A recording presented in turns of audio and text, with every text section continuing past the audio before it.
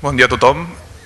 Presento, jo soc el David Lacasta, soc metge de família, treballo al Cap de la Salut de Badalona i us presentaré l'eina que hem portat a terme amb un company del mateix centre, el Suel Faller, que també ens acompanya aquí a la sala i que portem un parell d'anys de desenvolupament i abans de començar volia donar les gràcies a l'IDIA per donar-nos l'oportunitat d'explicar aquest projecte a tots vosaltres. Això vol dir que creu que pot ser interessant, però esperem que així ho sigui. Què és l'Ecopi? L'Ecopi el que hem creat és una comunitat de pràctica clínica, que es diu, és a dir, una mena de xarxa social, que el que pretén és posar en contacte professionals d'atenció primària amb professionals d'atenció especialitzada. I sempre des d'un punt de vista molt clínic, és a dir, compartir coneixement de documentació, el que sigui, o resoldre casos clínics. Això el que pretén és buscar una solució a un dels problemes que hi ha actualment a l'atenció primària, que segurament molts de vosaltres us hi heu trobat, que és la difícil comunicació que tenim els professionals de la primària amb els especialistes, que és un tema no del tot ben resolt de moment. Nosaltres hem utilitzat la plataforma de Catalunya, que per qui no la conegui és una plataforma que pertany a la Generalitat de Catalunya, que permet d'alguna forma és crear una mena de grups de treballs amb una sèrie d'eines que ens anaven molt bé perquè nosaltres volíem. Aquí veieu una captura de la pàgina on es veuen els diferents grups que estan actius, després entrem en més detall, i aleshores tenim una sèrie de seccions. Una és l'apartat de consultes, que és una mena de fòrum on s'hi aboquen totes les consultes. Això vol dir que tots els membres poden llegir tant la pregunta com la resposta, i després hi ha un bloc en el que es permet d'alguna forma fer comentaris sobre alguna aportació o alguna novetat en alguna de les especialitats. Bàsicament, perquè en tingueu una miqueta de què es tracta, hi ha un professional d'atenció primària, que pot ser tant un metge com un infermer o una infermera, que té un dubte, que pot ser un tractament o el que sigui, un diagnòstic, el planteja, pot adjuntar qualsevol documentació o un informe escanejat o una fotografia, el que sigui, i l'especialista de referència que fa és donar la resposta.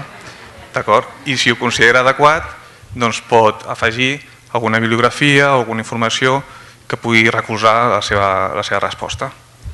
I alhora aquest és el fet diferencial respecte a altres experiències que puguin ser similars, que és que la resta de professionals d'atenció primària poden participar d'una forma activa plantejant altres qüestions o d'una forma passiva llegint els continguts.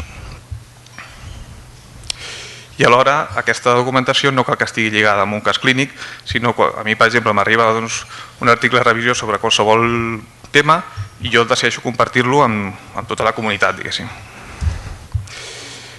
Les normes d'ús són molt senzilles, s'ha de respectar la confidencialitat del pacient, els professionals sempre s'han d'identificar i els especialistes estan exempts de responsabilitat donat que no han visitat el pacient, només tenen accés a la informació que se li dona.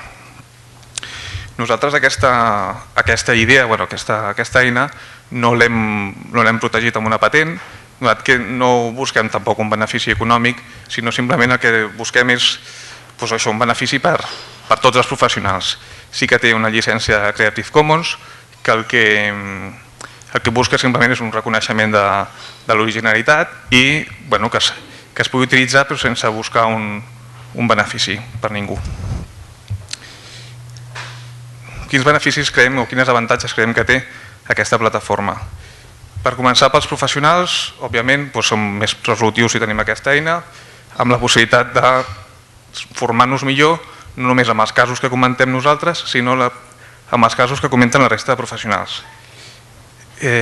Òbviament, permet la millora de comunicació entre professionals d'atenció primària i l'especialitzada, i si es consulten molts aspectes sobre una mateixa qüestió, es permet detectar. A nivell dels pacients, el que tenen és la possibilitat que els seus problemes es resolguin o tinguin resposta d'una forma més ràpida i més àgil que no esperar una visita amb l'especialista i alhora evitar aquests desplaçaments que podrien ser innecessaris.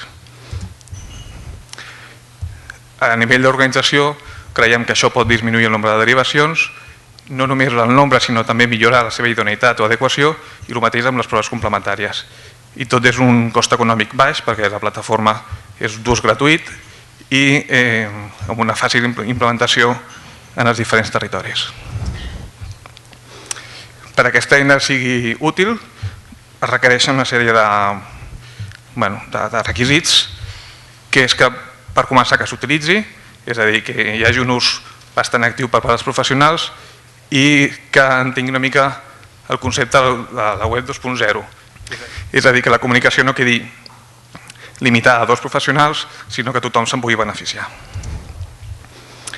Els pacients han d'acceptar que no tots els seus problemes seran visitats presencialment per l'especialista, sinó que hi ha la possibilitat d'aquesta consulta virtual. I l'organització ha de promoure el seu ús, reconèixer aquesta dedicació i respectar un temps en l'agenda dels professionals perquè es pugui utilitzar bé. D'aquí se n'ha derivat un projecte de recerca que el que pretén precisament és avaluar si la implementació d'aquesta eina en un territori disminueix les derivacions. Hem tingut la sort de rebre 2 o 3 premis, el Premi de les millors idees del Diario Médico i un èxit de la regió sanitària. Algunes idees perquè sapigueu en quin punt estem.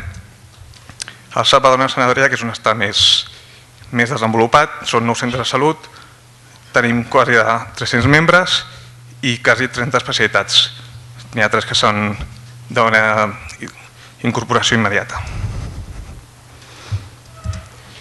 Actualment hi ha més de 23.000 lectures amb més de 2.000 aportacions d'algun tipus, hi ha gent que ha fet algun comentari. I hi ha més de 350 casos i quasi 200 documents. En 2/3 parts dels casos obtenim la resposta abans dels 2 dies i abans de la setmana el 90%.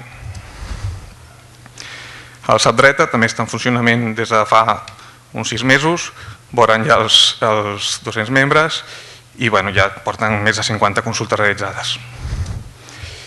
I s'han mostrat interessats i hem començat els contactes amb el SAP de Vallès Occidental, SAP Litoral i Costa de Ponent. I bé, fins aquí la presentació. Teniu una pàgina web si voleu tenir més informació i el nostre email de contacte.